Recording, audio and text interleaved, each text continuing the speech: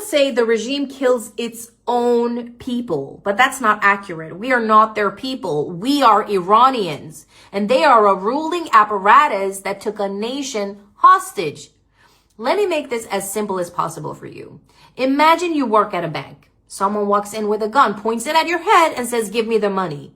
That's robbery, right? We can all agree that that's robbery. Now imagine that gun stays pointed at your head for 47 years. You try to scream, you try to signal to the outside world, but every time someone calls the bank to check what's going on, the robber answers the phone and says, "Everything's fine. Everything's great. Business as usual." And every time a hostage stands up and tries to tell the truth, they get shot. That's the regime in Iran. For decades, the Islamic Republic has made sure the world hears their version of reality, not ours. They control the microphone. They control the narrative. They control the experts you see on TV pretending to represent the Iranian people. They influence politicians who rarely stand up for the people inside Iran. They spend enormous resources shaping global narratives while the Iranian people continue to suffer. That's how they've survived this far. What's frightening is how easily people accept whatever narrative they're given. What happened to critical thinking? What happened to questioning power?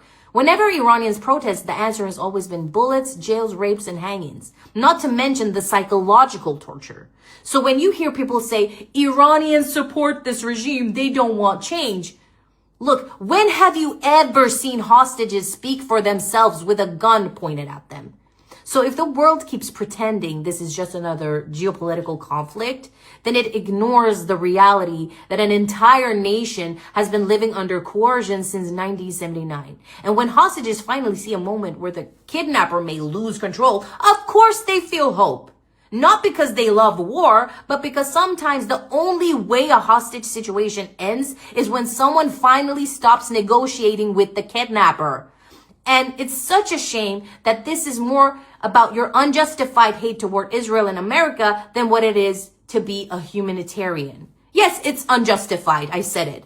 When the facts are based on propaganda, yeah. And unfortunately, you would still believe lies over truth, even if we slapped you in the head with it. And that's exactly how they keep their evil alive. So thank you, President Donald Trump and Bibi Netanyahu, for not turning a blind eye to what's really happening in the world and for saving not only Iranians, but also the world from the gravest threat and danger this planet has ever seen.